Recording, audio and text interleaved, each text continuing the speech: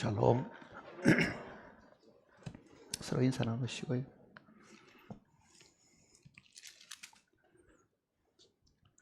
누가복음 17장을 찾겠습니다.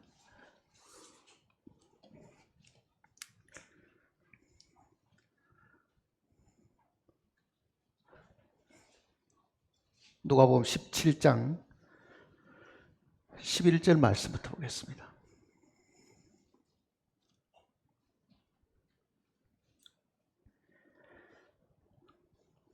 (17장 11절입니다) 예수께서 예루살렘으로 가실 때에 사마리아와 갈릴리 사이로 지나가시다가 한 마을에 들어가시니 나병 환자 10명이 예수를 만나 멀리 서서 소리를 높여 이르되 예수 선생님이여 우리를 불쌍히 여기소서 하거늘 보시고 이르시되 가서 제사장들에게 너희 몸을 보이라 하셨더니 그들이 가다가 깨끗함을 받은지라.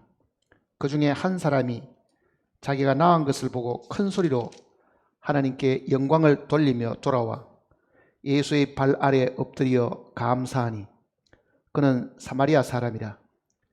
예수께서 대답하여 이르시되 열 사람이 다 깨끗함을 받지 아니하였느냐?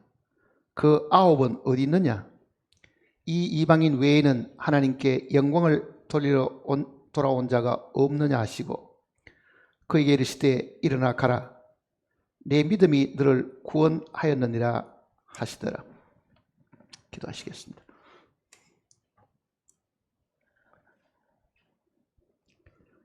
아버지 하나님, 매일매일 우리에게 필요한 것을 공급하시고 우리의 마음을 기쁘게 하셨습니다. 때를 따라 비도 내려주시고 만물들도 또한 기쁘게 하셨습니다. 하나님께서 우리를 향하신 뜻은 항상 우리로 하여금 기쁘고 평안한 가운데 살기를 원하시는 것입니다. 그러기 위해서 우리의 모든 죄를 용서해 주심으로 우리에게 평안을 주셨고 매일매일 생활 속에 모든 어려움들과 시련들을 능히 이기게 하시기 위해서 우리에게 성령까지 선물로 주셨습니다.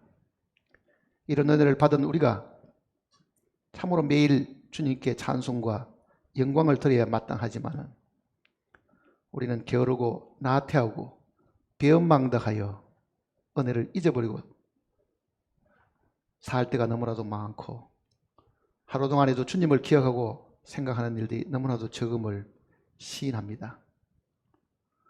머릿속에 심령들 마음을 주님께서 아시옵고 우리의 마음 속에 주님을 향한 뜻이 무엇인지도 주님께서 아십니다. 우리의 소원을 이루어주시고 우리의 뜻을 주님께서 들어주심으로 남은 생애 동안에도 참으로 주님을 기쁨 가운데 섬기다가 주님을 맞이할 수 있는 저희들이 되게 도와주시옵소서. 살아가는 가운데 겪는 여러 가지 어려움과 시련들과 고통들이 끊이지 않고 있습니다.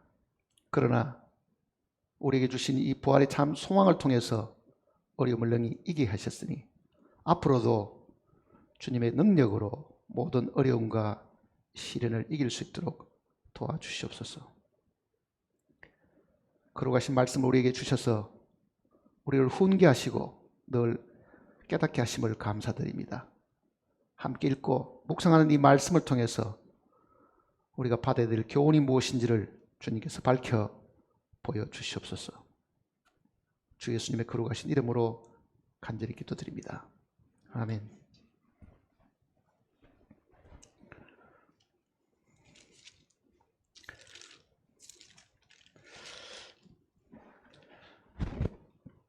이 나병 환자들이 10명 예수님을 멀리서 지켜보고 있다가 그네들의 상태들이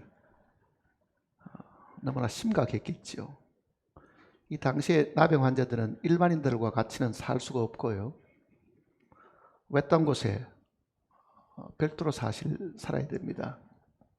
아마 예수님의 소문을 듣고 용기를 내어가지고 아마 다가오긴 했지만은 가까이는 못 오고요. 멀리서 이제 서서 소리를 질렀습니다. 예수 선생이여 우리를 불쌍히 여기소서. 왜냐하면 나병 환자들을 접촉한 사람도 부정하기 때문에 사실 그렇습니다. 어쩌면 이 10명의 이 나병 환자들은 오늘 우리들을 두고 하는 이야기입니다. 나병은 죄를 상징하는 병 중에는요, 가장 대표적인 병이 나병이잖아요, 사실은요. 그래서 구약 성경 속에도 이 나병에 대한 이 규례를 굉장히 많이 가르쳐 주었습니다. 특히 우리가 지난 주일날 레위기 14장 내용을 공부를 했는데 거기에는 나병 환자들이 어떻게 정결함을 받는가 하는 그 규례를 하나님께서 모세에게 가르쳐 주신 내용들이 있습니다. 그래서 예수님께서도 제사장들에게 가서 너희 몸을 보이고 그렇게 지금 말씀하신 이유는 그 나병 환자들이 정결함을 받으면은 그 정결해졌다는 그 선포는 제사장들이 하도록 되어 있기 때문에 사실 그렇습니다. 그러니까 주님이 나병 환자들을 낫게 해주셨지만은 실제 그 살피고 확정을 해서 절차에 따라 가지고 나병 환자가 정결함을 입었다고 하는 것은 제사장들의 몫이기 때문에 레위기의 말씀을 가르쳐 주신 바로 그 하나님이 그 말씀을 무시하지 않으시고요, 이 나병 환자들에게도 제사장들에게 가서 이 몸을 보이고 제사장들이 정결하다고 선포하는 그 내용도 듣고 제사장들이 시키는 대로 해라, 이렇게 사실은 말씀을 하신 겁니다. 근데 오늘 우리가 생각해 보려고 하는 것은 어떻게 정결함을 받느냐 하는 그 내용은 지난주에 우리가 다 공부를 했기 때문에 살펴보지 않고 예수님이 그 나병 환자 가운데 9명이 어디 있느냐 이렇게 물어봅니다.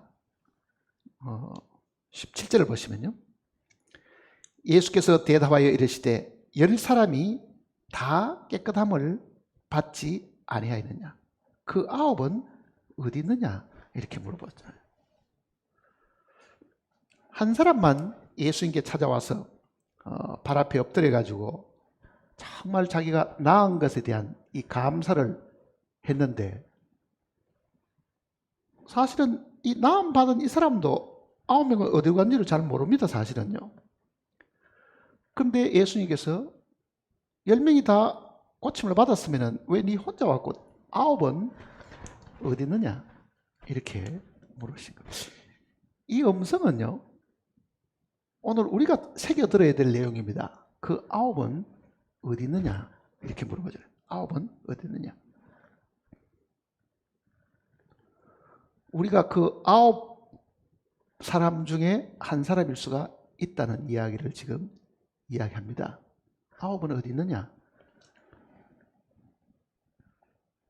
이 내용을 오늘 우리가 한번 깊이 생각을 해보려 합니다. 정말 나는 하나님께 영광을 돌리러 왔느냐, 구원받고 난 이후에도 참으로 나는 하나님 앞에서 감사하고 하나님이 나를 낫게 해주신 것에 대해서 나는 영광을 돌리는 사람이냐, 아니면 나은 것에 대한 감사만 있고 주님 앞에 나타나지도 않고 다 어딘가 다 사라져가지고 예수님도 9은 어디 있느냐고 물으실 정도가 되었다고 하면요, 찾아오는 사람보다는 사라진 사람이 더 많죠. 10명 가운데 1명만 돌아오고 나머지는 다 고침받은 그대로 기쁘고 즐겁고 아마 그 자랑하러 가족에게 먼저 갔거나 자랑하러 자기 아는 사람에게 먼저 가서 나 받았습니다, 정말 예수님이 나를 이렇게 고쳐주셨습니다 하고 그 자랑하러 다니는 일들은 있을지도 사실 모르지만은요, 예수님께 나오지는 않았습니다. 그러니 이 10명을 낳게 해주신 것은 10이라는 숫자는 이 세상의 완전한 숫자잖아요. 10이라는 숫자는 고침받은 사람들이 다 고침을 받았다 하더라도 실제 하나님 앞에 나오는 사람은 한 사람이다. 이 내용을 오늘 한번 생각을 해 보려고 합니다. 어제도 우리는 대구에 갔는데 이야기하는 분들의 이야기를 가만히 들어보면은 대부분 자기 친척 중에 누가 혹은 자기 아는 분 중에 누가 복음을 전해 보려고 하면 그네들이 하는 말이 나는 주님의 축복으로 은혜를 받아가지고 사업도 잘 되고 건강하고 그러니 주님이 도와주시는 것 때문에 내가 지금 잘 먹고 잘 살고 축복받고 살고 있는데 굳이 복음 이야기 이런 이야기를 별로 듣고 살아갈 필요가 없다고 말하는 사람들이 들어있다는 이야기입니다. 자,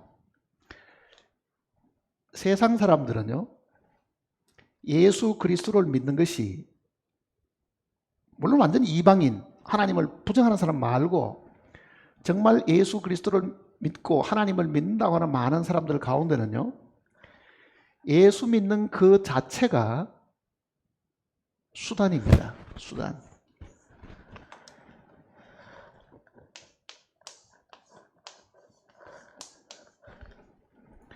예수 믿어가지고 사업이 잘 된다. 그러니 예수는 내 사업을 잘 되게 해주시는 축복해 주시는 분. 예수 믿었기 때문에 우리 집안에 평화가 있고 우리 식구들 모두가 다 건강하다. 그러니 예수 믿은 것 때문에 이게 예수가 수단이 되어가지고 건강하고 태평세월을 누리고 사업도 잘 되고 이 수단인 것하고 예수님 그 자체가 목적인 것하고는 다릅니다.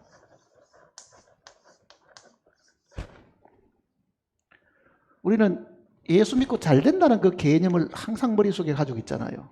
예수 믿으면 모든 일에 만사형통하고 내 영혼이 잘 된 것 같이 내가 범사에 잘 되고 강건하기를 원한다 했으니까 구원받고 나서는 사업도 잘 되고 구원받고 나서는 육신의 병도 없고 강건해진다. 그 개념을 예수 믿는다고 하는 많은 사람들이 사실 가지고 있습니다. 그러니 9명은요 예수 믿은 것이 자기 건강을 회복해 주는 수단이었지 목적은 사실은 아니잖아요. 찾아온 사람은요 예수님이 자기의 삶의 목적입니다. 사실은요. 그러니 사라진 그 9명이라는 사람들은 오늘 우리 자신들입니다. 이 한 명 속에 들어가기가 굉장히 어려운 거예요. 우리도 지금 앉아서 기도할 때 주여 도와주십시오. 주여 우리 자식, 주여 내 사업, 주여 내 건강. 우리는 예수님 자체가 정말 우리의 목적이고 예수님을 얻는 것이 생명을 얻는 것이고 예수님이 전부 다가 아니라 그 예수님을 어떤 사업의 방편으로 사업을 성공하는 수단으로 건강을 지켜주는 보호자로 이렇게만 생각하지 예수님 자신이 목적인 사람은 거의 없다는 이야기입니다. 사실은요.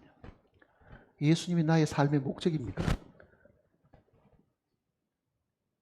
나는 내 건강이 어떻게 되든지 간에 참으로 나는 예수님을 얻은 그것만 갖고도 나는 더 이상 바랄 것이 없다고 하는 사람인지 아니면 예수님이 내 병을 낫게 해주지 않는다 하면은 나는 예수 믿을 필요도 없어. 예수님이 내 소원을 들어주지 않으면은 내가 그 예수를 왜 믿어야 돼? 차라리 다른 신이 있어가지고 내 어려움과 고통과 괴로움을 들어주는 만일 어떤 다른 존재가 있다고 하면 나는 차라리 그 대상을 믿지. 나에게 아무 도움이 되지 않는 예수를 내가 왜 믿어야 되느냐? 그거는 반드시 수단이지 목적은 사실은 아니잖아요. 수단이잖아요.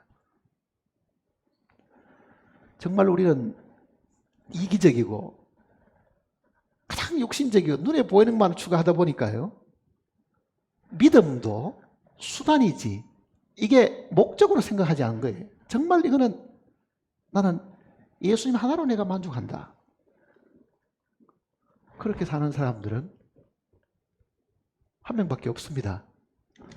그 많은 사람 가운데 90%는 다 사라지고 한 명밖에 없다는 이야기잖아요. 그리고 예수님께서 9은 어디 있느냐?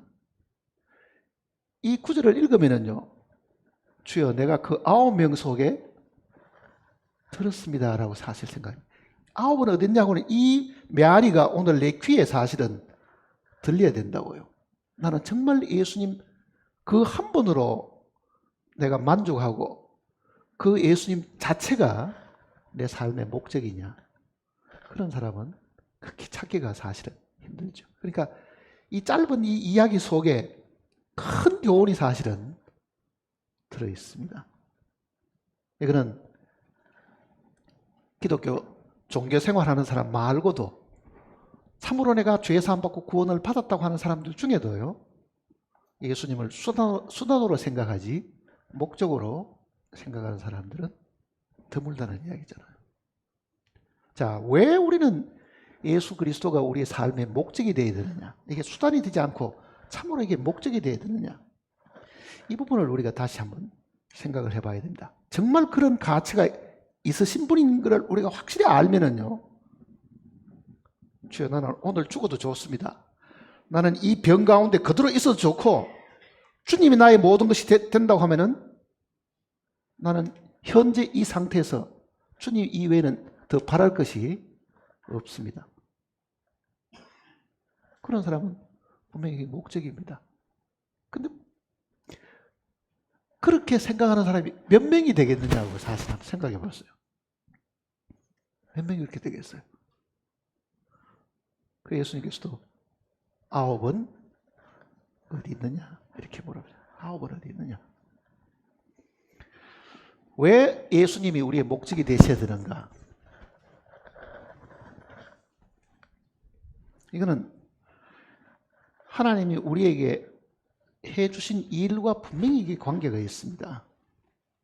하나님이 우리와 아무 관련이 없고 하나님이 우리를 위해서 해놓으신 사실들이 아무것도 없다고 하면요, 사실은 그 하나님이 나의 목적이 되려고 해도 추상적이고 이게 구체적이 되질 않는다고요.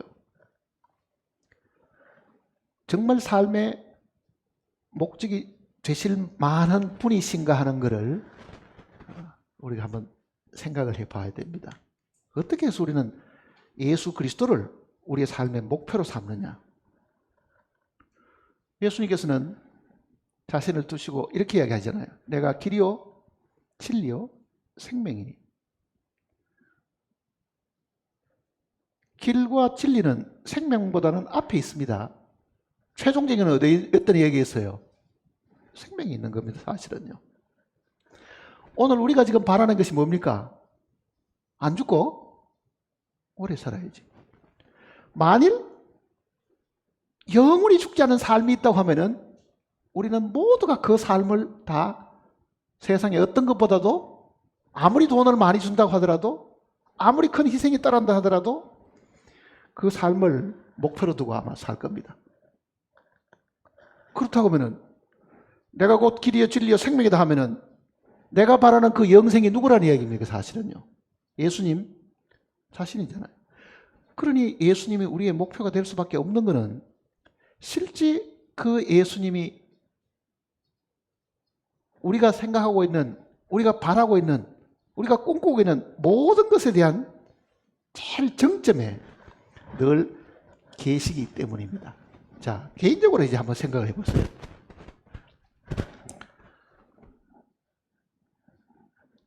하나님이 사람을 위해서 해놓으신 일 중에 제일 큰 일이 뭐겠어요? 사람을 위해서 하나님이 정말 사람에게 감격을 받을 만큼 정말 사람들이 눈물을 흘리면서 감사를 드릴 수 있다고 하면은 하나님이 사람을 위해서 해놓으신 가장 위대한 일이 뭐겠어요? 우리를 하신 일 중에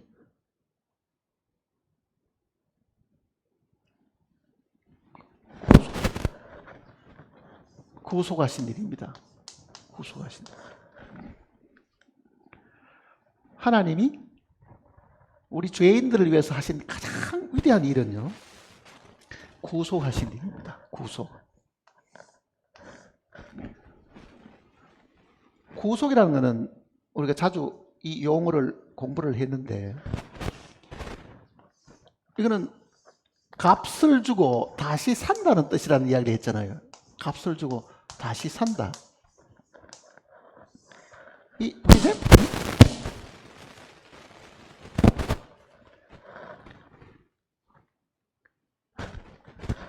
자,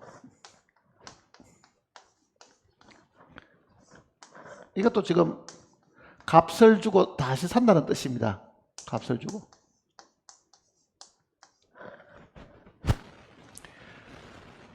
구속은 하나님이 우리를 마귀에서부터 구출하는 거잖아요, 사실은요.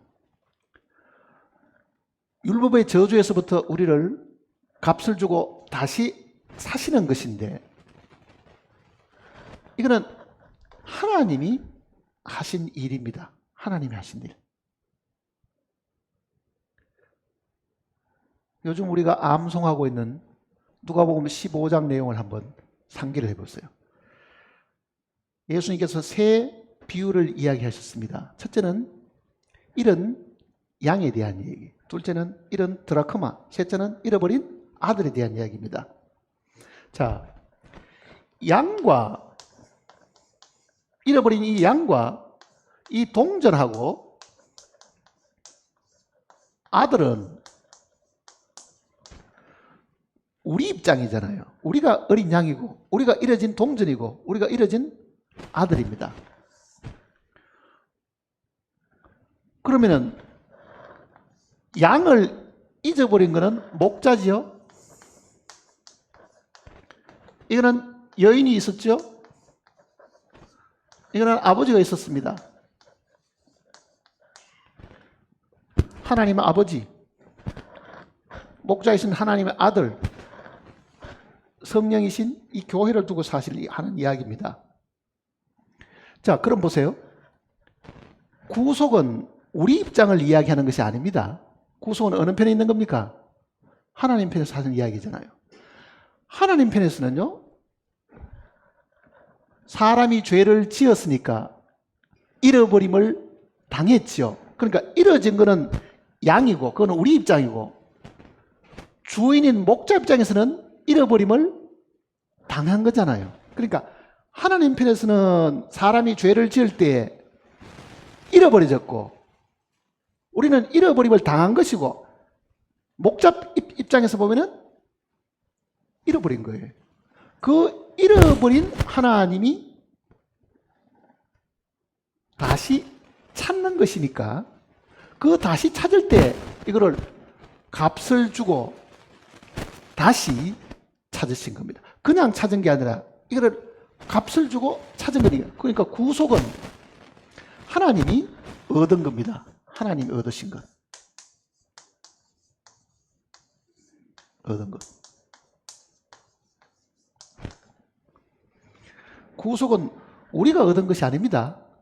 하나님이 아들을 다시 얻었고, 하나님이 동전을 다시 얻었고, 하나님이 양을 한 마리 다시 얻었고. 그러니까 하나님 편에서는 잃어버린 것을 되찾는 것이 하나님의 입장인데, 하나님은 그거를 다시 얻을 때에 그냥 끌어낸 게 아니라 이거를 피로 값주고 사셨다 그러잖아요. 피로 값주고 사셨다. 그러니까 구속은 하나님이 얻으신 겁니다. 구원은 뭐냐 그러면, 구원은 내가 얻은 겁니다. 죄인이 얻은 거잖아요. 죄인이 구출을 받은 것이고, 죄인이 하나님께로부터 찾아진 바 된 것이고, 죄인이 피로 값주고 사신 바 된 존재가 된 것이죠. 그러니까 하나님 편에서는 구속이고 인간 편에서는 구원입니다. 자, 그러면은 이 두 개를 놓고 가만히 한번 생각해 보세요. 우리는 하나님이 얻으신 것을 하나님이 기뻐하시는데, 그 하나님이 얻으신 그 구속을, 하나님이 얻으신 그 구속을 우리가 지금 어떻게 하라고 이야기하고 있는가? 그 내용을 우리가 조금 생각을 해봐야 됩니다. 하나님 얻으셨다. 하나님 나를 피로 값주고 사셨다. 내가 하나님의 것이 되었다. 그 뜻이잖아요. 자, 구속이란 거는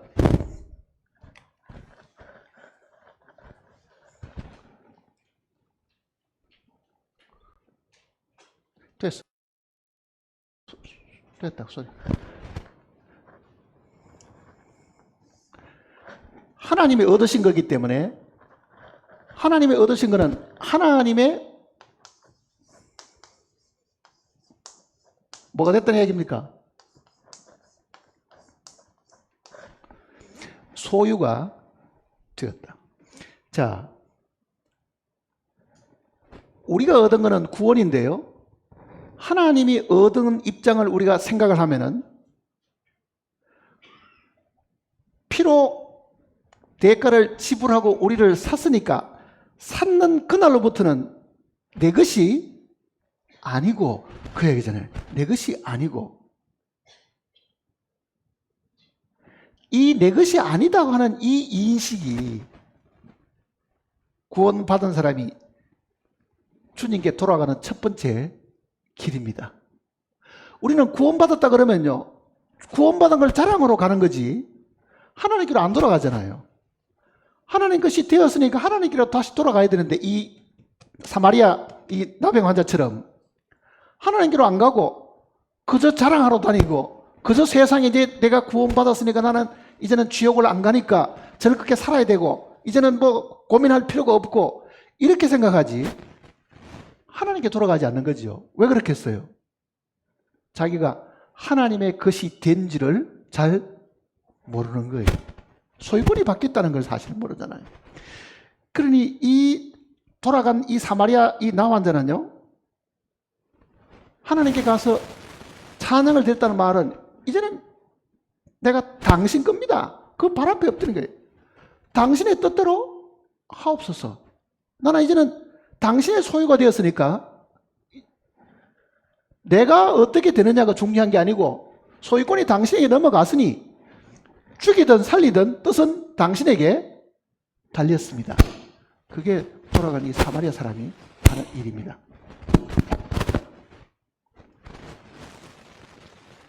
그러니까 사마리아인이 취했던 이 태도는요, 우리는 구원받은 그 자신을 기뻐하지만은 그가 확실하게 깨달은 것은 주여, 내가 나병 환자로 있다가 이제 내가 당신 것이 되었습니다. 그 말과도 사실은 같습니다. 출애굽기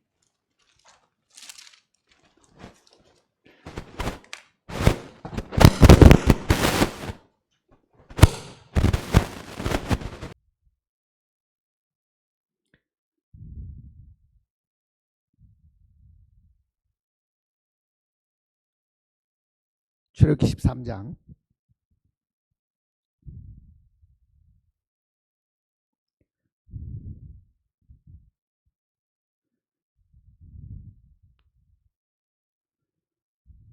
1절입니다.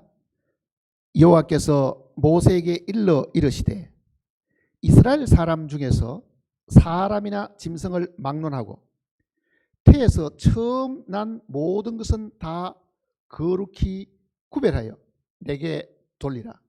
이는 내 것입니다.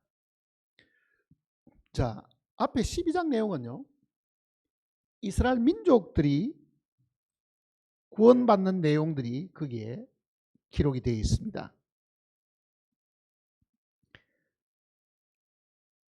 이스라엘 민족들이 구원받는 그 내용 속에는요, 이 장자를 지금 다 죽이는데 애굽의 모든 장자들은 사람이든 짐승이든 모두를 다 죽이는데요, 그 장자는 그 가정의 대표잖아요. 사실은요. 그 장자라는 그 말은 핏줄을 이어갈 이 우두머리인데 그거를 다 죽인다는 거는요, 다 멸해버리는 거죠. 민족 전체를 다 멸하는 거잖아요. 그런데 애굽의 모든 장자는 다 죽이는데도 하나님께서 이스라엘 사람들은 다 살아남았죠. 그러니 그 살아남은 사람의 대표가 이 장자들인데 그 대표들을 전부 다 어떻게 하라고요? 내게로 돌리라. 내 것이다. 왜 그렇습니까? 내가 구출해서 구원을 했으니까 이거는 내 소유가 되었다. 그러니까 이스라엘 민족의 각 가정의 모든 장자들은 누구 것이 되었다는 이야기입니까? 하나님 것이 되었다. 그 얘기잖아요. 그게 오늘 우리가 구원받은 내용을 두고 하는 이야기입니다. 우리는 장자 입장에서 우리가 다 구원을 받은 사람들인데 그 얘기잖아요. 하나님은 당당하게 소유권을 주장하시잖아요. 모든 장자는 다 내 것이다. 사람이든 짐승이든 모든 장자는 다 내 것이다. 그러니까 그 장자가 다 죽는 데서 구출해냄을 받았으니까 그거는 피로 값주고 산 것이기 때문에 하나님 편에서 보면은 이 구속은 하나님이 자기 것으로 삼았다는 뜻입니다. 자기 것으로. 자, 그런데 이스라엘 민족의 각 가정의 장자들이 전부 다 있는데요. 그러면 이스라엘 민족 전체가 다 하나님의 소유가 됐겠죠. 그런데 이게 어느 날 바뀝니다. 이스라엘 민족 장자들 모두를 다 하나님이 받으신 게 아니라 레위 지파만 하나님께서 받았습니다. 왜 그렇게 했어요? 우리는 이스라엘 민족이 하나님을 섬기는 제사장 나라로 하나님이 애굽에서 불러냈는데, 자, 이 애굽에서 이 이스라엘 민족을 불러내 가지고 광야에 뒀습니다. 이제 자기 백성으로 삼았습니다. 이 민족 전체가 하나님을 섬기는, 모두가 다 장자에 속했으니까 다 하나님을 섬기는 백성이 되어야 되겠죠. 근데 이 백성이 광야에 있는 동안에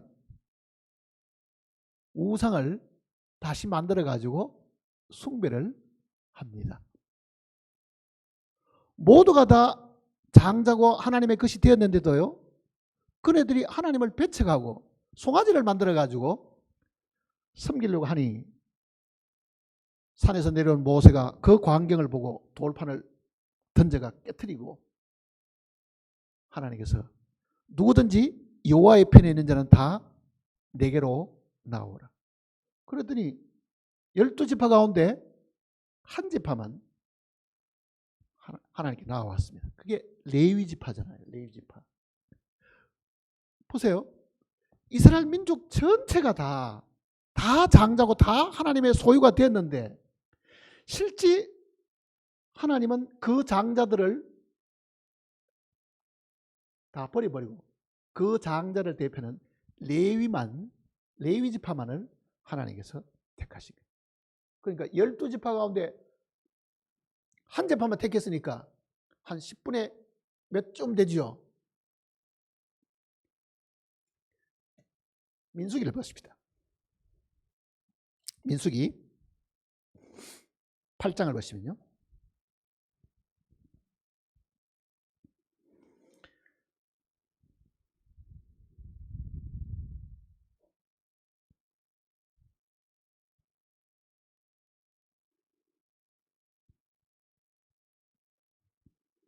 (18절입니다) 민수기 8장 18절.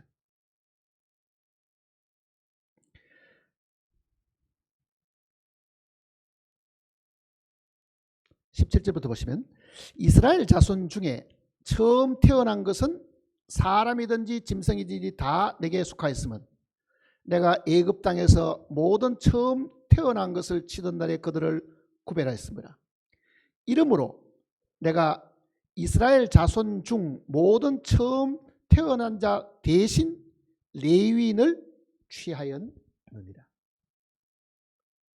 다른 11지파는 하나님 섬기는 데서 제외되어 버리고요, 레위만 하나님이 택했습니다. 레위 지파만. 자, 한번 생각해 보세요. 오늘 여기 앉아 계시는 우리 식구들이 모두가 구원받은 백성들이라고 한번 가정을 하면요, 모두가 다 우리는 죄에서부터 구원을 받았습니다. 세상에서 건짐을 받은 사람들입니다. 구원받은 우리 모두가 다 하나님께 소속된 사람들이냐? 이스라엘 민족이 12지파가 있었는데 한 지파만 하나님이 특별히, 나머지는 다 제외시켜버리고 하나만 택했다고 하면요, 마치 나병 환자 10명 중에 한 명만 돌아오는 것처럼요, 한 지파만 주님께 돌아온 거예요. 이상하게.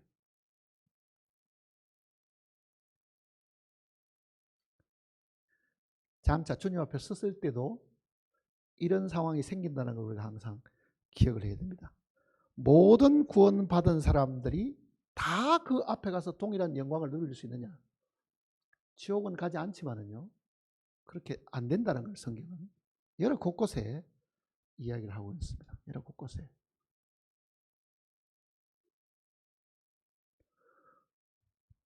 레위 지파는요, 이렇게 했습니다. 한번 보세요. 레위 지파가 선택받을 수 있는 이 이유를 우리가 한번 생각을 해봐야 됩니다. 레위가 다른 지파보다 뛰어난 것이 뭐가 있었느냐? 그렇지 않았습니다. 어쩌면 더 형편없고 더 못했다고요. 근데 레위가 그 위기 상황 속에서는요, 다른 지파들은 다 움츠리고 나아가지도 않는데 레위 한 지파만 나아갔다고요. 출애굽기 23장을 보시면요,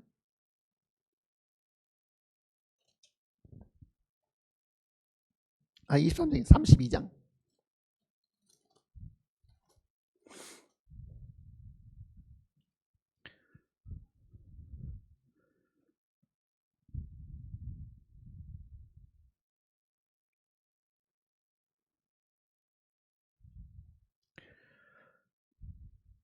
32장 25절입니다.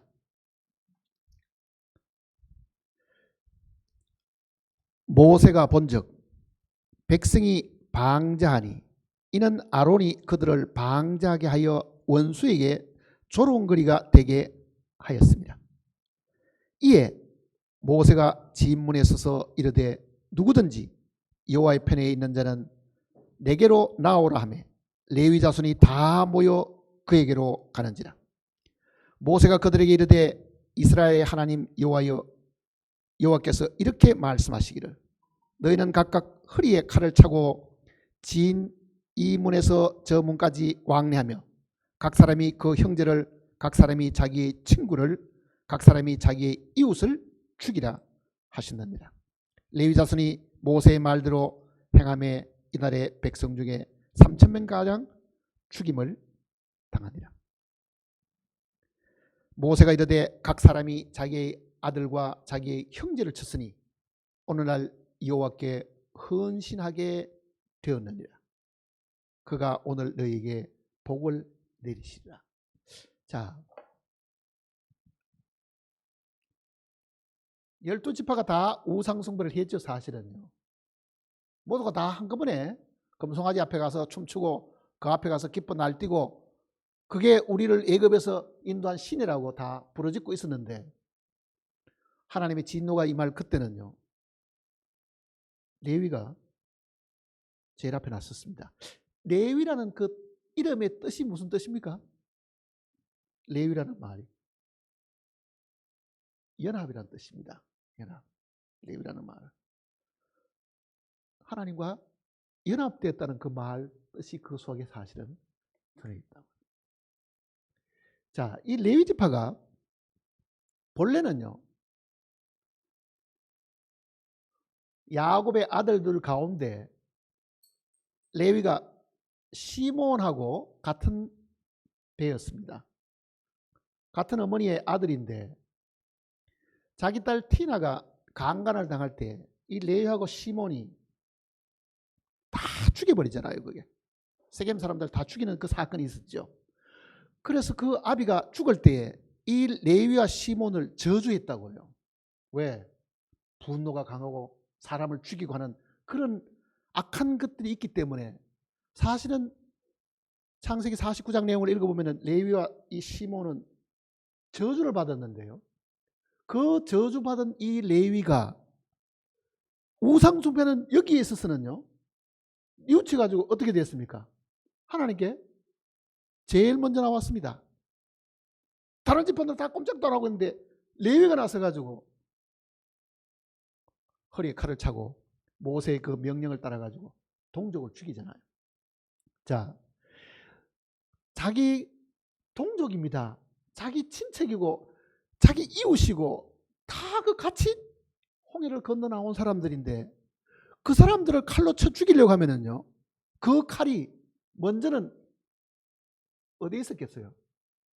자기 마음을 베지 않고는 그게 불가능하잖아요. 그러니 레위는 그 마음의 상처를 먼저 겪은 거예요, 사실은요. 하나님께 연합하기 위해 가지고, 하나님께 헌신하기 위해. 그러니까 여기 지금 이 구절을 보세요. 29절을 보면은 모세가 이르되 각 사람이 자기의 아들과 자기 형제를 쳤으니 오늘 여호와께 뭐 했다고요? 헌신하게 되었으니. 헌신이라는 말은 몸을 드린다 그 뜻이잖아요. 몸을 드린다. 헌신하게 되었으니. 하나님께 자기 자신을 드리게 된 사람이 된 거예요. 왜 그렇습니까? 구속은 하나님이 우리를 구원의 피로 값주고 사셔서 자기 소유로 삼았으니까 내가 하나님 앞에 내 자신을 드리는 거는요, 내가 하나님께 큰 인심 쓰는 게 아니고 하나님 거를 하나님께 드리는 거라고요. 레위 지파가 그렇게 했다는 이야기죠. 하나님께 자기 자신을 드리게 되었다. 그 말을 바꾸면 이런 이야기입니다.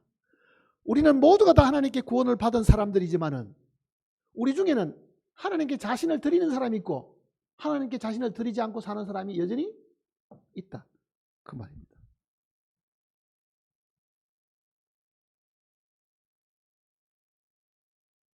그러니 하나님이 우리의 목적이고 하나님이 우리의 구원이시니까 하나님 뜻대로 하십시오 하고 우리 자신을 하나님께 다 드리는 게 아니라 여전히 우리는 구원을 받고도 자기가 자기의 주인이고 우리 가족의 주인도 내고 우리 사업의 주인도 내고 모두가 나니까 거기에 자기가 스스로 이렇게 기도하잖아요. 하나님 우리 가족을 돌봐주시고 하나님 내 사업을 잘되게 해주시고 하나님 내 건강을 지켜주시고.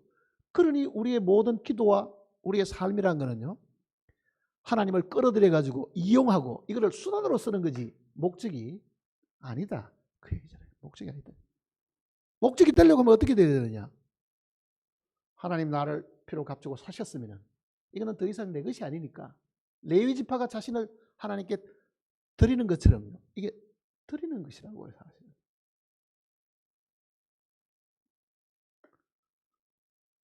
우리는 얼마나 신앙생활을 밋밋하게 하고 삽니까? 한 번도 자기 자신을 드려보지 않습니다.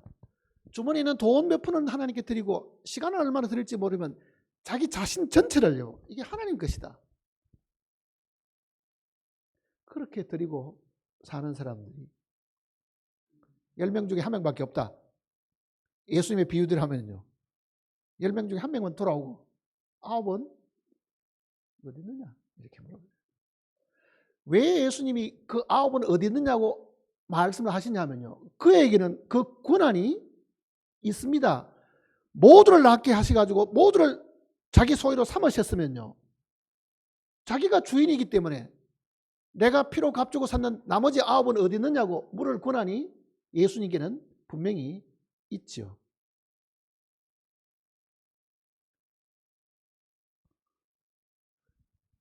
그러니까 성경을 읽을 때, 자, 주님이 직접 나셨어 가지고 그 9은 어디 있느냐, 그 소리를 만일 오늘 우리가 이거를 우리의 마음에 한번 받아들여 보세요. 그 9은 어디 있느냐? 다 내 것인데 9은 다 어디가 있냐? 어디가 있습니까?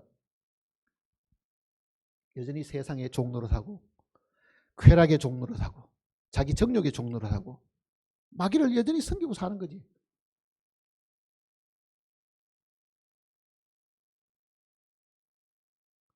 우리를 구원하신 분이 수단이 되어야 되겠느냐고요, 사실은요. 이거는 반드시 목적이 되어야 됩니다.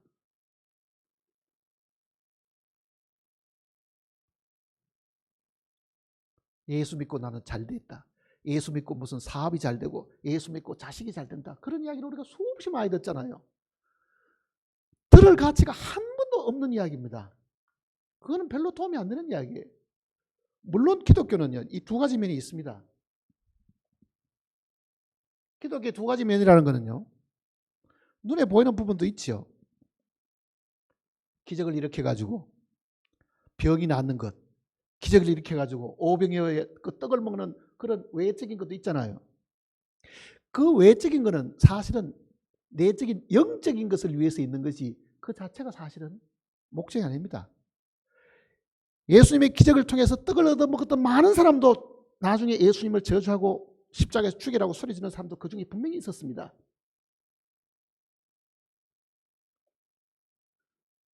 그러니 기독교의 이 외적인 부분, 기적을 바라보는 일들, 혹은 물질적으로 무슨 축복을 하나님이 해주신 일들, 혹은 갑자기 병이 하나님께서 낫게 해주신, 거기에 붙들려 있다 보면 우리는 주객이 전도되듯이 목적하고 수단하고 바뀌어버리는 가능성이 많습니다.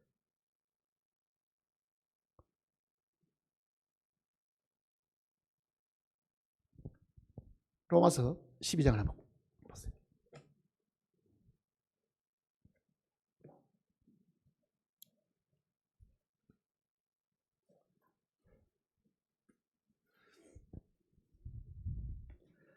로마서 12장입니다.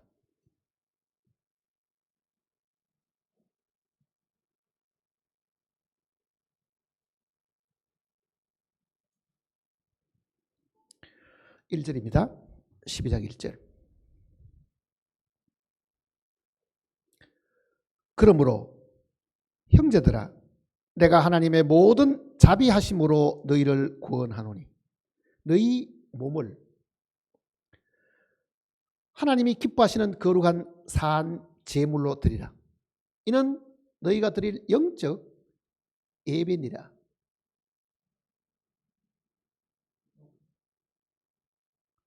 영적 예배니라. 우리는 예배라는 게 꼭 이렇게 같이 모여서 찬송과 기도를 같이 드리고 말씀 같이 듣는 걸 우리가 예배라고 생각하고 있지만은요, 분명히 하나님은 실질적으로 우리가 우리 삶을 드리고 사는, 우리의 몸을 드리고 사는 그 삶이 하나님께 예배다, 이렇게 하겠죠. 찬송 몇 장 부르는 것이 예배가 아니라 진정한 예배는 그분에게 우리가 예배의 예물을 바쳐야 되는데, 그 예물이 우리를 피로 값주고 사신 우리 몸을 하나님께 드리는 것, 헌신하는 것이 하나님께 예배다, 그렇게 말하잖아요. 하나님께 예배다. 찬송을 부르고 기도는 하면서 자신을 아껴가지고 안 드리는 사람이 수없이 많습니다. 그렇잖아요. 이게 아까운 거예요. 내 시간이고, 내가 힘들어 번 돈이고, 내가 힘들어 공부해서 얻은 지식이고 기술인데, 이거를 왜 돈 많이 버는데 쓰지, 돈도 안 벌리는데 주님의 사업에, 주님의 일에, 주님을 위해서 내가 왜 써야 되겠냐, 그 생각하는 사람도 가끔 있습니다.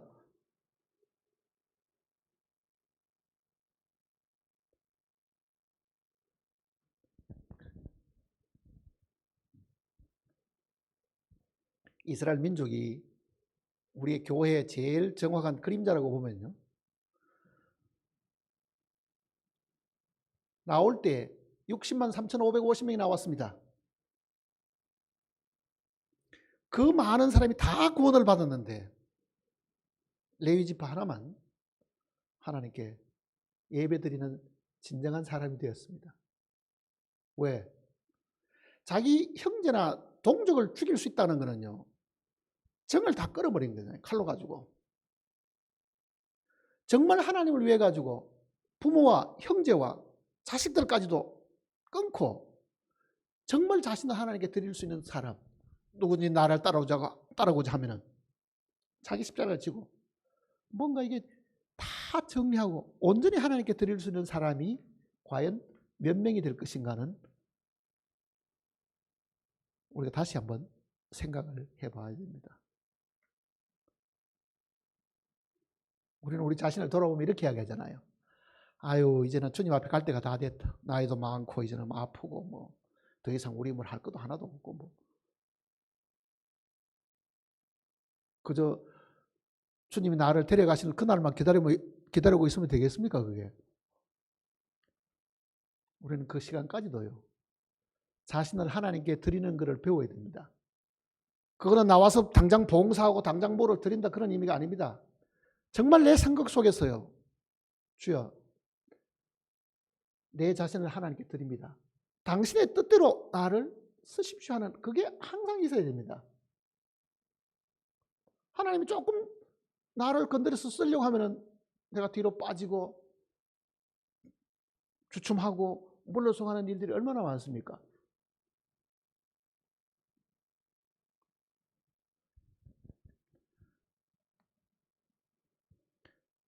구원받은 사람은 많아도 주님 앞에 가서 상 받는 사람은 그렇게 많지 않습니다. 입학한 사람은 많아도 졸업식 때 상 받는 사람은요 몇 명 안 돼요 사실은요.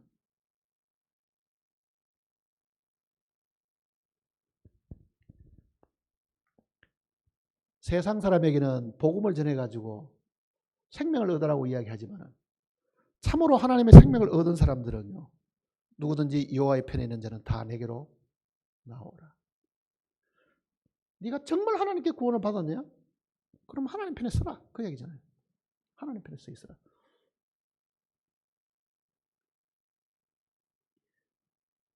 이거를 우리가 살아있는 동안에 자주 자문을 해야 됩니다. 자문을 해봐야 돼요. 그러니까 구속은 하나님이 얻으셨으니까 주여 당신이 나를 피로 값주고 사셨으니까 더 이상 내가 내 소유를 주장하지 않도록 하십시오. 이건 당신 것입니다. 내가 가진 모든 것도 다 당신 것이고 내 생명도 다 당신 것입니다. 이거를 만일 우리가 매일 생활 속에서 되새기고 산다고 하면요 우리의 삶은 분명히 그분의 인도하심을 받게 됩니다. 반드시 하나님이 자신을 드리는 그 사람을 하나님은 받아서 분명히 그분의 목적대로 선한 길로 우리를 인도하셔서 영광에 이르도록 분명히 하신다는 걸 기억을 해야 됩니다.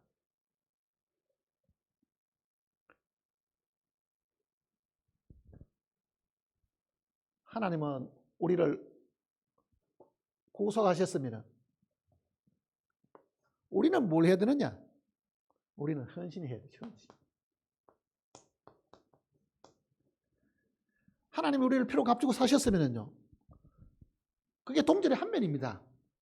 뒷면은 뭐냐? 당신 것이니까 나도 당신께 드립니다. 근데 만일에 꾀가 나가지고 이거를 바꿔치기 하면 어떻게 되느냐? 하나님 것인데 이걸 바꿔치기 하면 어떻게 되느냐? 어떤 일이 생길 것 같아요? 예를 들면은 구약에는 이제 이 11조 개념이 있죠. 이스라엘 민족에도 소산의 11조를 바치도록 해 두셨는데 그게 농사지어가 11조 바치는 뿐만 아니고요. 키우는 양들도 11조를 바치면 어떻게 해야 되냐? 마리수를 셉니다. 딱 지내가지요. 10번째 거 끄집어내고 10번째 거 끄집어내고 지내가는 양들을. 근데 9번째 가고 10번째 가고 내가 봐도 눈에 차이가 납니다. 9번째 거는 비실비실하고 10번째 거는 아주 튼튼하게 생겼습니다. 그저 10분의 1만 드리면 되니까 좋은 거는 내가 취하고 나쁜 거를 하나님께 드리려고 하면 어떻게 되냐? 분명히 유대인들이 그런 일들이 있었기 때문에 이 계명 속에 그게 들어있다고요. 레위기 한번 보세요. 레위기 제일 마지막 장을 보시면요. 27장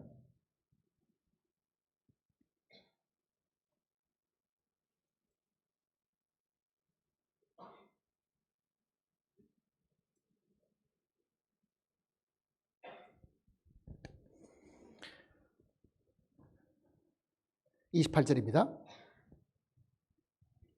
28절에 어떤 사람이 자기 소유 중에서 오직 여호와께 온전히 바친 모든 것은 사람이든 가축이든 기업에 바치든지 팔지도 못하고 무르지도 못하나니 바친 것은 다 여호와께 지극히 거룩하며 온전히 바쳐진 그 사람은 다시 무르지 못하나니 반드시 죽일지니라. 그러니까 하나님 거는 이거를 취소할 수도 없고 좋은 거 나쁜 거 우위를 가려가지고 바꿔치기 할 수도 없고 바꿔치 하면은 둘 다가 거룩해지니까 둘 다 바쳐야 됩니다. 자, 하나님의 것이 되었다. 우리가 하나님 것이 되었다. 이거는 굉장히 영광스러운 거죠. 하나님 것이 되었다. 한번 보세요. 이 세상은 마귀에게 속해 있습니다. 세상의 왕이 마귀고 세상의 모든 것들은 다 마귀에게 속한 겁니다. 이 속에 재물도 들어있습니다. 그래서 성경은 재물을 불의한 것이라고 이야기하잖아요.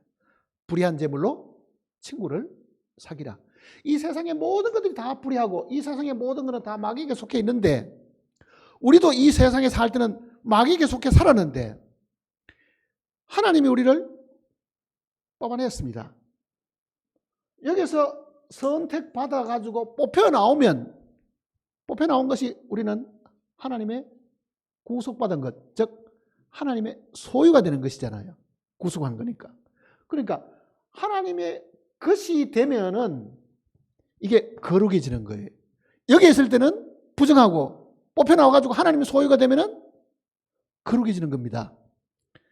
내가 세상에 살고 죄 가운데 있을 때는 정죄받을 죄인이었지만은요, 하나님께로 나를 구속하셔서 그분의 백성으로 삼았습니다. 구원받는 그날로 나는 성도가 되고 거룩한 백성이 분명히 되었습니다. 하나님 것이 분명히 되었습니다. 그러면은 내가 가지고 있는 재물은 어떻게 되겠어요? 예수님께서 분명히 불의한 것인데 불의한 재물로 뭐 하라고요? 친구를 사귀라.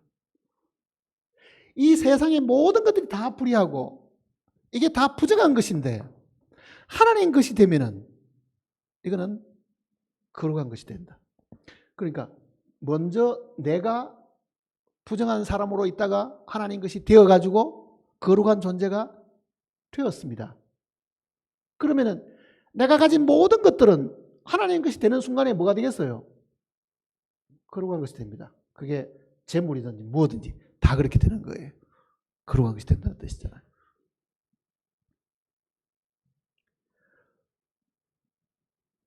하나님 앞에 드릴 때에는 이 번제단이 있고 번제단 위에 제물이 있죠. 이 번제단에 올려진 모든 제물은 다 거룩해지는 거예요. 뭐가 거룩하게 하는 겁니까? 제단이 제물을 거룩하게 하는 거잖아요. 그 말은 하나님께 속한 것은 다 거룩해진다. 그 내용을 지금 이야기를 해주는 겁니다. 그러니 그거를 짐승이라 해가지고 깨어나가지고 바꿔치기 했어도 안 되죠. 우리는 일상생활 살아가는 동안에 그런 경우가 들어있습니다. 하나님께 드리는 거는 나중에 우선은 내 필요와 좋은 거는 내가 먼저 취하고 수익 중에도 이익은 내가 먼저 취하고 그 중에 남은 것 중에 내가 보기에도 별로 그는 쓸모도 없는 것 중에 하나님께 드리려고 하는 사람들이 가끔 있다고요.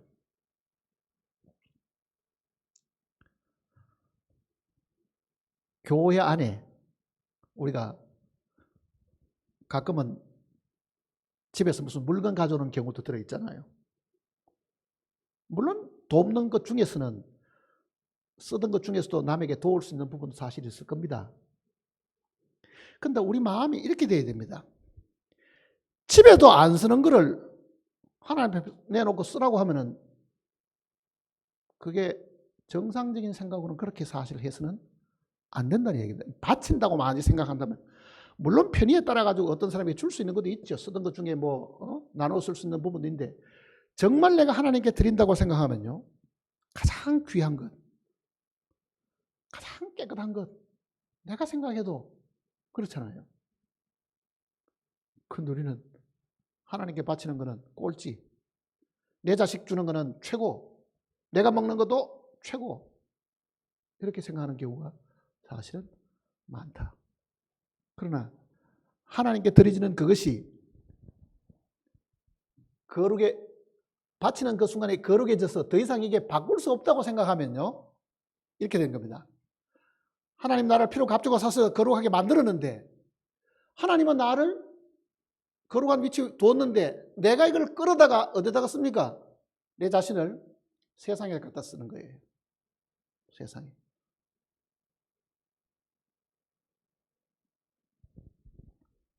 모든 구원받은 사람들이 한 번은 마음에 나는 내 자신을 과연 하나님께 드리고 사는 사람이냐, 그걸 깊이 생각을 해봐야 됩니다. 그거는 하나님께 내가 크게 무슨 드리는 것이 아니지요. 왜 그렇습니까? 피로 값주고 사신 분이 자기가 소유권을 가지고 있기 때문에요. 우리가 드리는 거는 이거는 합법적이고 정상적인 것이지 우리가 하나님께 인심 쓰듯이 바치는 것이 아닙니다. 그런데 우리는 꼭 아깝고 마음에 싸움도 여러 번 해봐야 되고, 그러고 어느 날 결정이 되면은 조금은 하나님께 시간도 드리고 재물도 드리고 크게 인심 쓰듯이 그렇게 사는 사람이 얼마나 많은가 한번 보세요.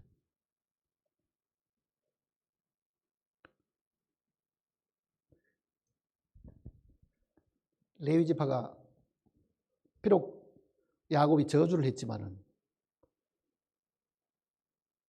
자기 형제를, 자기 동족을, 그리고 자기 자신을 하나님께 온전히 드리는 그 순간부터는 거룩해져 가지고 정말 하나님 가까이에서 섬기는 지파가 되었습니다. 이 구약의 이 예표가 장차 구원받은 모든 사람들 중에 하나님 제일 가까이에서 섬기는 사람이 분명히 있다는 걸 기억해야 됩니다. 예수님이 이 땅에 계실 때도요, 12제 가운데 3명이 중심이 되었습니다. 베드로와 야곱입니다. 그리고 나머지 사람이 그 옆에 있고, 그리고 그 옆에는 500여 형제가 있었고, 다 그것도 구분되어 있었어요. 장차 우리가 주님을 왕으로 섬길 때도요, 모두가 똑같은 위치에 있지 않다는 것은 우리가 반드시 기억을 해야 됩니다. 그게 이 땅에서 레위 지파 같이 정말 헌신하는 사람들이 그 가까이에 있다는 걸 우리가 생각하면 우리는 매일 삶이 바로 그 헌신을 연습하고 하나님께 자신을 드리는 그 기회로 주셨으니까, 주여 이 시간을 낭비하지 않고 재물도 낭비하지 않고 내가 가진 이 기술과 능력과 이것도 절대로 낭비하지 않고 주인이신 당신께 드리고 살게 해 주십시오. 그 기도를 우리가 매일같이 하고 살아야 됩니다. 써달라고 해도요, 하나님께서 잘 쓰시겠어요? 한번 생각해 보세요. 그릇이 깨끗지 않으면 쓰시지 않는다 그러는데 내가 드린다고 해서 하나님께 다 쓰시겠냐고요, 그것도. 그런데도 하나님도 안 쓰실 것 같은데도 괜히 자기가 인색한 마음을 가지고 많이 있다고 생각하면 우리는 주님 앞에 섰을 때 칭찬보다는 꾸중이, 산 것보다는 벌이 있다는 걸 마음에 한번 기억을 하고 사시길 바랍니다. 기도하십시다.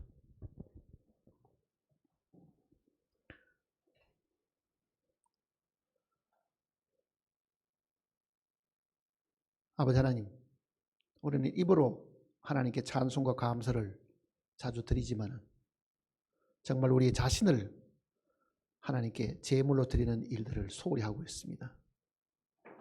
성경 곳곳에 우리의 몸으로 하나님께 산 제사로 드리라고 하실 것만은 우리는 그 의미조차 깊이 생각하지 않고 살아갈 때가 너무 많습니다. 우리 어리석음을 주님께서 꾸짖어 주시고 더 이상 이 어리석음 가운데 살지 않도록 우리를 인도하셔서 정말 주님 만나는 날 주님 가까이에서 주님을 섬기고 사는 그 영광에 이르도록 주님 우리를 지켜주시고 돌봐주시옵소서. 구원받은 그 자체를 자랑할 것이 아니라 구원하신 주님을 자랑하고 사는 저희들이 되게 하시고, 정말 주님을 우리의 삶의 목적으로 삼고 수단으로 삼지 않도록 주님께서 우리를 지켜주시옵소서. 우리를 죄악 가운데서 구원하신 것뿐만 아니라 우리의 모든 어리석은 가운데서도 우리를 늘 지키시고 돌보시는 주 예수님의 거룩하신 이름으로 간절히 기도드립니다.